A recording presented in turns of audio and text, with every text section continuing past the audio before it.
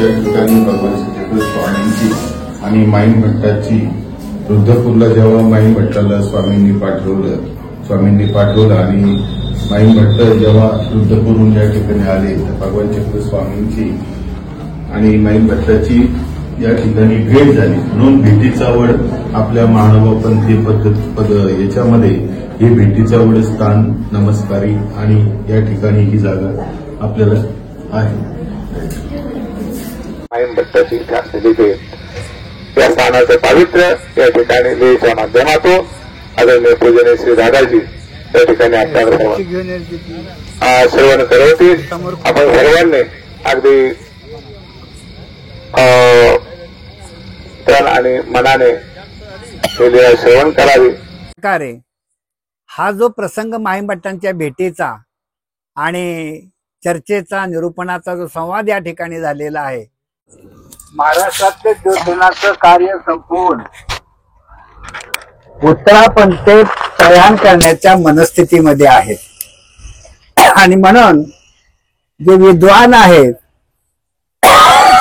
त्यांना बोलावून घ्यावं, त्यांना काहीतरी निरूपण करावं या विचारामध्ये स्वामी आहे. आता स्वामींच्या ब्रह्मविद्या तत्वज्ञानाच्या विषयाला समजणारा विद्वान कोण आहे? प्रामुख्याने पंडित माहीम भट्ट. कारण स्वामींनी सुद्धा त्यांची प्रशंसा बेलापूरला केलेली आहे. बाई ब्राह्मण कैसा निका दया तया अर्था हिताचे असे, येत होता तो पुसतची होता, तुम्ही देखती ते तर तुम्हा सुखची होते. आणि म्हणून स्वामींनी काय केलं, चकलांब्याहून हंसराजाला रिद्धपूरला पाठवलं आणि सांगितलं की प्रथम तिथे जाऊन माहीम भट्टांना निरोप द्यावा की वस्तीच्या निघावे, लगेच प्रवास करत करत निघावं आणि आमच्या भेटीला यावं, श्रीप्रभू बाबांची अनुज्ञा घ्यावी आणि मग तिथून निघावं. हंसराजा रिद्धपूरला पोचल्या आणि रिद्धपूरला पोचल्यानंतर माहीम भट्टाला निरोप दिला, श्रीप्रभू बाबांना दंडवत केला, नमस्कार केला आणि मग माहीम भट्ट श्रीप्रभू बाबांकडे गेले आणि श्रीप्रभू बाबांना सांगितलं की मला गोसावी बोलाविले असे. तर श्रीप्रभू बाबा म्हणतात, आहो मेला जाय म्हणे. आणि श्रीप्रभू बाबांना दंडवत करून माहीम भट्ट स्वामींकडे यायला निघालेले आहेत. आणि हा प्रवास त्यांनी विचारलं, स्वामींचं सध्या वास्तव कुठे? त्यांनी हंसराजांनी सांगितलं चकलांब्याला आहेत. माहीम भट्ट चकलांब्याला येऊन पोहोचले. तिथे शोध घेतला, तिथे माहिती मिळाली की स्वामी घोगस पारगावला गेलेत. माहीम भट्ट तिथे आले, तिथे शोध घेतला, तिथून समजलं की स्वामी खरवंडीला गेलेले आहेत. माहीम भट्ट खरवंडीपर्यंत येऊन पोहोचले आणि तिथे आल्यानंतर तिथे शोध घेतला. त्यांनी सांगितलं गोसावी आत्ताच इथून बीजे केलेला आहे. आणि मग माहीम भट्टाने ओळखले की आता स्वामी आपल्याला रस्त्यामध्येच भेटतात. स्वामी खरवंडीहून रस्त्याने येऊ लागलेले आहेत. माहीम भट्ट पाठीमागून भराभर पावलं टाकत टाकत स्वामींच्या भेटीच्या ओढीने येऊन पोचलेले आहेत. आणि मग स्वामी पुढे चालतायत. रातच्या सारखं काही लोक मागून दंडवत करतात, बाबा दंडवत. अरे पाठीमागून कुठे दंडवत असतो का? मला आश्चर्य वाटतं, साध्या साध्या गोष्टी कशा कळत नाहीत.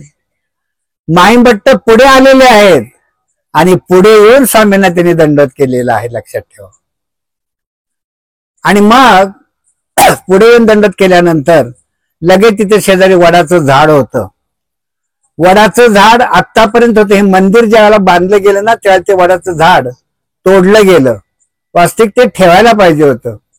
आमच्यातल्या काही संस्कृती आमच्या लोकांनीच अज्ञानपणामुळे नष्ट केलेल्या आहेत. जसं इथं भेटीच्या वडाचं झाड होतं, झाड ठेवून मंदिर बांधता आलं असतं. पुणतांब्याची इतकी सुंदर पाताळ गुंफा जीर्णोद्धारकर्त्यांनी अक्षम्य चूक केलेली आहे. ती पाताळ गुंफा ठेवूनही पुणतांब्याच्या स्थानांचा जीर्णोद्धार होऊ शकला असता, परंतु जीर्णोद्धार करताना त्याचं ज्ञान नसल्यामुळे त्याचं त्या पाताळ गुंफेचं वैभव गेलं ना. ती पाताळ गुंफा इतकी पाहण्यासारखी होती, पण ती गेली आता. तर ज्यांनी पाहिली असेल त्यांना ते डोळ्यापुढे दिसते आहे. तर सांगायचं तात्पर्य की तिथे वडाचं झाड होतं आणि तिथे मग स्वामींना आसन झालेलं आहे.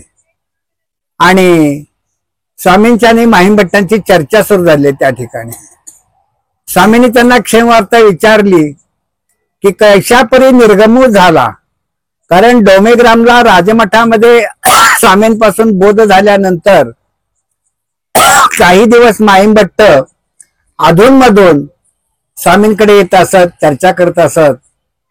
आणि मग त्यानंतर माहीमभट्ट रिद्धपूरला जायला निघालेले आहे. प्रसंग असा घडलेला आहे की स्वामी श्रवण करतायत आणि माहीमभट्ट आपली पूर्ण क्षेमवार्ता जी आहे ती या स्थानाच्या ठिकाणी स्वामींना सांगत आहेत. स्वामींनी विचारलं कैशापरी निर्गमू झाला, म्हणजे तुमचं रिद्धपूरला जाणं कसं काय झालं. स्वामींची अशी अपेक्षा होती की माहीमभट्टांनी आमच्या संविधानामध्ये अनुसरावं, पण माहीमभट्टांना भीती वाटली. सराळा गाव अवघ्या 15-16 किलोमीटरवर आहे, नातेवाईक आहे, संबंधी आहे, हे आपल्याला इथे स्वामींच्या सन्निधानात राहू देणार नाहीत, अनुसरू देणार नाहीत, हे आपल्या धर्माला घातक ठरतील. म्हणून माहीमभट्टांनी विचार केला की या संबंधापासून आपण दूर जाऊया. संबंधी शब्दाची व्याख्या शास्त्रज्ञांनी खूप सुंदर केलेली आहे. संबंधी म्हणजे काय, समसम्यक बर्वेन प्रकारे बंधनात टाकती ते संबंधी. तुम्हाला ते बंधनामध्ये टाकतात, देव धर्माला जाऊ देत नाहीत, अनुसरू देत नाहीत. घरची सगळी संसारातली कर्तव्य कर्म जरी पूर्ण झाली तरी माणसं घर सोडायला तयार होत नाही. शेवटी तिथेच मृत्यू होतो आणि सृष्टी शून्य होते, देव होत नाही. बोध झाला पण अनुसरण नाही घडलं, सृष्टी शून्य झाली. ननुसरती ते प्रमादे बोली जेती, तर या सृष्टी शून्य होय. माहीमभट्टाला बोध झालेला होता स्वामींपासून आणि स्वामींनी त्यांना पंचकृष्ण निरूपण केलेले होते.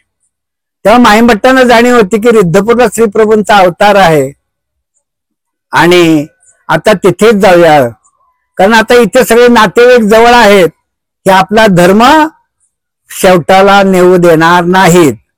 म्हणून सकाळची वेळ आहे, माहीमभट्ट नदीकडे शौचाला गेलेले आहेत. हे सगळं निवेदन माहीमभट्ट स्वामींना सांगतायत, ते तुम्हाला मी सांगतो आहे. शौचाला गेले, शौच आटोपल्यानंतर हात धुण्यासाठी मातीचा ढेकूळ घेतलेला आहे. आजकाल आम्ही हात धुण्यासाठी अनेक प्रकारची साधनं वापरतो काय, पण ढेकूळ मातीने जेवढे हात स्वच्छ होतात ना, तेवढ्या तुमच्या विकतच्या कोणत्याही साबणाने किंवा ते दुसरं काय मिळतं पाऊच मध्ये ते पातळ, त्यांनी सुद्धा स्वच्छ होत नाही, लक्षात ठेवा. माहीमभट्ट हात धुण्यासाठी त्यांनी हातामध्ये ढेकळ घेतलेला आहे. सोबतच्या तांब्यातलं पाणी ढेकळावरती टाकलं आणि तो ढेकूळ विरघळलेला आहे. पहा, कुणाला कशातून स्फूर्ती होईल, कशातून बोध होईल सांगता येत नाही. त्या एवढ्याशा कृतीतून माहीमभट्टांना बोध झालेला आहे. माहीमभट्ट म्हणतात मनामध्ये कणाकणाने ढेकूळ तयार झाला, त्या ढेकळावरती पाणी पडलं, तो ढेकूळ विरघळून गेला. तसं क्षणाक्षणाने हे जीवन तयार झालेलं आहे. याच्यातला एक एक क्षण आयुष्यातला निघून चाललेला आहे. जसा ढेकूळ विरघळून संपला तसं आयुष्य सुद्धा क्षण क्षण नष्ट होऊन संपणार आहे. तुम्ही विचार करा ना, आपल्या जीवनातला प्रत्येक क्षण हा पुढे पुढे कमी कमी होत चाललेला आहे. आपण मृत्यूच्या जवळ जात आहोत याची प्रत्येकाने जाणीव ठेवली पाहिजे. हळूहळू आपण मृत्यूच्या जवळ जात आहोत, कारण आपल्या जीवनातला प्रत्येक क्षण जो आहे तो क्षण कमी कमी होऊ लागलेला आहे. ही जाणीव माहीमभट्टांना झाली आणि मग माहीमभट्ट अनुसरणाचा विचार करू लागले की गोसाव्यांनी अनुसरण सांगितलेलं आहे, अनुसरण अतिशय महत्वाचं आहे.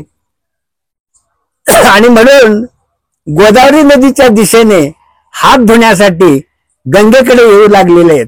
मनामध्ये विचारांचं वादळ सुटलेलं आहे की आता अनुसरायचं आहे, काय करावं. मग मनात पहिला विचार आला, 1 वर्षानंतर अनुसरू, घरची सगळी व्यवस्था लावू, मग अनुसरू. पुन्हा विचार आला मनामध्ये, एक पाऊल नदीच्या दिशेने पुढे चाललेला आहे. पुन्हा मनामध्ये विचार आला की 1 वर्ष कोणी पाहिलं, 6 महिन्याने अनुसरू, घरची सगळी व्यवस्था लावू, मग अनुसरू. मग पुन्हा विचार मनामध्ये येऊ लागला, 6 महिने तरी कोणी पाहिलेलं आहे. अहो, उद्याची शाश्वती नाहीये, क्षणानंतरची शाश्वती नाहीये. आता आपण अशा अवस्थेमध्ये आहोत, क्षणानंतर आपल्या पुढे काय ताट वाढून ठेवलेलं असेल हे कोणी सांगू शकत नाही. एवढं विज्ञान प्रगत झालेलं आहे, एवढं ज्योतिषशास्त्र प्रगत झालेलं आहे, परंतु माणसाचा मृत्यू कधी आहे त्याची तारीख वेळ कोणी सांगू शकत नाही, लक्षात ठेवा. आणि मग माईंभट्ट म्हणतात 6 महिन्याने अनुसरायचं. पुन्हा दिवस विचार कमी होऊ लागले. आता म्हणे 3 महिन्याने अनुसरू, पण 3 घरची व्यवस्था करू आणि मग अनुसरू. एक पाऊल नदीच्या दिशेने पुढे पडतो आहे. डेकोळ विरघळून गेलेलं पाणी टाकल्यामुळे आणि विचारांचं वादळ मनामध्ये निर्माण झालेलं आहे. मग पुन्हा विचार करतात 2 महिन्याने अनुसरू, घरची व्यवस्था करू. मग म्हणतात की 1 महिन्याने अनुसरू, घरची व्यवस्था लावू, मग अनुसरू. मग म्हणतात 15 दिवसांनी अनुसरू, 8 दिवसांनी अनुसरू, 4 दिवसांनी अनुसरू, 2 दिवसांनी अनुसरू. पहा, विचारांच्या वादळामध्ये एक दिवस कमी होऊ लागलेला आहे. आणि मग म्हणतात आता असं करू, 1 दिवसांनी अनुसरू, परंतु ते म्हणतात उद्याचा दिवस तरी कोणी पाहिलेला आहे. मग आता असं करू, गंगेवरती हात वगैरे धुऊ, घरी जाऊ आणि काही थोडीफार व्यवस्था करून लगेच रिद्धपूरच्या दिशेने जायला निघूया. पण गंगेवर जाऊन घरी जाणं तरी शक्य होईल का? गंगेवर जाता जाता एखादा सर्पदंश जर झाला तर काय करायचं? मग सगळं जीवन संपलं, सृष्टी शून्य होईल. मग विचार केला की आता याच पावली परत फिरायचं, घराकडे जायचंच नाहीये. आणि म्हणून माईंभट्टांना मळत्यागी असं म्हणतात. माईंभट्ट मळत्यागी आहेत. त्याच पावली परत फिरले. जे मुख सराळ्याच्या गावाच्या दिशेने होतं ते आता रिद्धपूरच्या दिशेकडे वळलेलं आहे. जवळ अंगावरती एक चांगला शालू होता, सोप्या भाषेत सांगायचं म्हणजे. आणि माईंभट्ट रिद्धपूरच्या दिशेने निघालेले आहेत. आता भिक्षा कधी आयुष्यात मागितलेली नाही. रोज 18 पक्वान्न सेवन करणारा हा ब्राह्मण विद्वान, गंगातीरीच्या सगळ्या विद्वानांना चितपट केलेला हा विद्वान, दिवसा हातामध्ये मशाल आणि पायामध्ये तृणांची वांकी घालणारा हा विद्वान स्वामींच्या भेटीने नम्र झालेला होता. आणि आता रिद्धपूरच्या दिशेने वाटचाल करायला लागली. आता भिक्षा मागायची आहे, कारण सगळे निरूपण स्वामींकडून बरंच त्यांना डोमेग्रामला झालेलं होतं. आता भिक्षा मागायची. धोत्राचा एक भाग फाडला, झोळी बनवली. आता आपण अंगावर कपडे परिधान करतो, आपल्या अंगाला घाम येतो, घामाची दुर्गंधी वस्त्राला लागलेली असते. माईंभट्टांच्या धोत्राला घामाची दुर्गंधी लागलेली होती. तेच वस्त्र फाडून झोळी तयार केली, भिक्षा एक ठिकाणी मागितली आणि जेवायला बसली एका ठिकाणी नदीच्या काठी. परंतु घामाचा वास अन्नाला लागलेला होता, त्यामुळे घास काय गळ्यामध्ये लोटवला जाईना. शेवटी ते सगळं अन्न पाण्यामध्ये पुन्हा निक्षेप केलं. पुन्हा प्रवास सुरू झालेला आहे. दुसऱ्या दिवशी तीच अवस्था, पुन्हा तो भिक्षांनाचा घास गिळवला जाईना आणि पुन्हा ते भिक्षांना पाण्यामध्ये विसर्जन केलेलं आहे. 2 दिवस उपवास पडले. 3ऱ्या दिवशी पुन्हा भिक्षा मागितलेली आहे. त्या धोत्राचा वास अन्नाला लागला, पण 3ऱ्या दिवशी मात्र खूप प्रयत्न केला आणि भिक्षांनाचा एक घास कसा बसा तोंड वेडं वाकडं करत करत घशाच्या खाली उतरला आणि माईंभट्टाने दंड थोपटला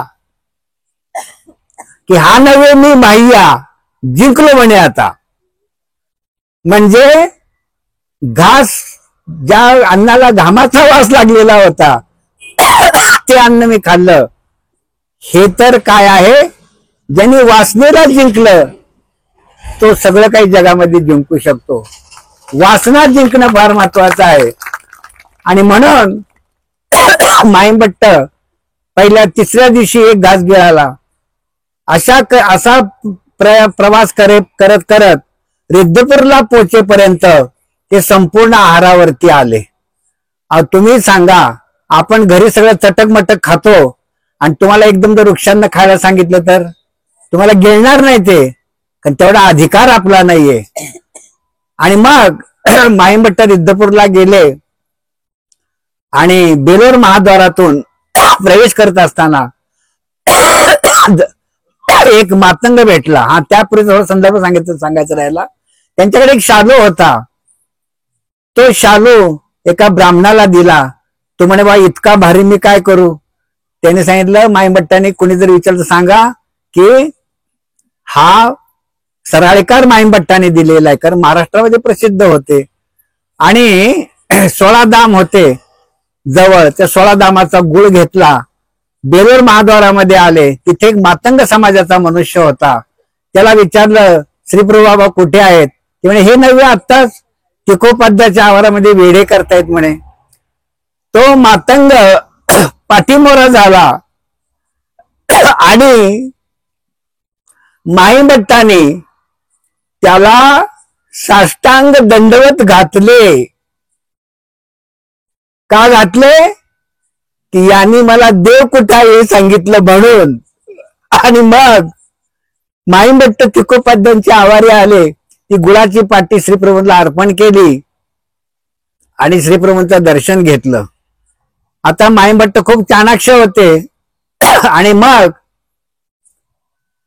श्रीप्रभूंच्या सन्निधानामध्ये सगळं कामाचं नियोजन झालेलं होतं. प्रत्येकाला कामं वाटून दिलेली होती आणि एकाच्या कामात दुसऱ्याने जर ढवळाढवळ केली तर ते श्रीप्रभू बाबांना मुळीच खपत नव्हतं. लक्षात ठेवा, ज्याला जे काम दिलं त्यांनीच करायचं, दुसऱ्यांनी करायचं नाही.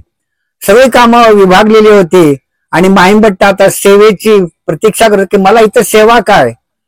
आबाईसाला विचारलं, आबाईसाने सांगितलं सगळ्या सेवा वाटलेल्या आहेत, आता सेवा शिल्लक नाही. पण माईंभट्ट चाणाक्ष होते. त्यांनी निरीक्षण केलं दिवसभरामध्ये कोण काय काम करतं, कोण काय काम करतं. आणि मग त्यांनी बघितलं की श्रीप्रभूंसाठी स्वयंपाक तयार झाल्यानंतर चुलीतली जी राख आहे ती राख तशीच पडून राहते. तिने आबाईसांना विनंती केली की चुलीची राख पुंजामध्ये सांडू द्या. आणि एवढा मोठा विद्वान रोज स्वयंपाक झाल्यानंतर चुलीतली राख भरून टाकण्याची सेवा त्यांनी घेतलेली आहे. आणि मग पुढे माईंभट्टांनी फार अपूर्व अशा प्रकारची श्रीप्रभूंच्या ठिकाणी सेवा केलेली आहे. तर रिद्धपूरला पोचल्यानंतर केवळ 6 महिने तिथे श्रीप्रभू बाबांच्या सन्निधानामध्ये माईंभट्ट राहिले आणि 6 महिन्यानंतर स्वामींचा निरोप गेला आणि मग ते इथं भेट झाली. अशा प्रकारे स्वामी निर्गमन कसं झालं, रिद्धपूरला जाऊन श्रीप्रभूंच्या ठिकाणी कसा अनुसरलो, हा सगळा वृत्तांत या भेटीच्या वडाच्या स्थानापाशी माईंभट्टांनी स्वामींना निवेदन केला. आणि मग माईंभट्टांच्या आणि स्वामींची तात्विक चर्चा सुरू झाली. त्याच्यामध्ये स्वामींनी दृष्टांत पाठवले. पहिले जे 3 दृष्टांत आहेत, आंतुलाचा दृष्टांत, बाहेरलाचा दृष्टांत, उमऱ्यावरचलाचा दृष्टांत, हे 3 दृष्टांत या ठिकाणी निरूपण करून परमेश्वरावताराचे किती प्रकार असतात त्याचं निरूपण केलं आणि बरंच तात्विक विवेचन स्वामींनी या ठिकाणी केलं. त्यानंतर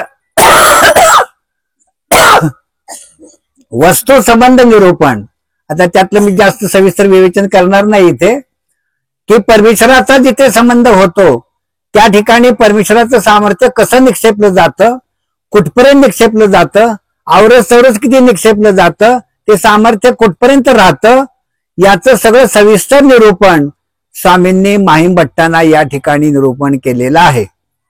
अशा प्रकारे तात्विक चर्चा संपूर्ण झाल्यानंतर मग भोजनाची वेळ झाली. भट्टोबा सोबत होतेच. भोजनाची तयारी झाली आणि मग स्वामींनी माईंभट्टांना सांगितलं की एका पत्रावळी पुरती वडाच्या झाडाची पाने घेऊन या. आता परमेश्वरासाठी वनस्पतीची हिंसा झाली तर ती परमेश्वराकडून क्षम्य केली जाते.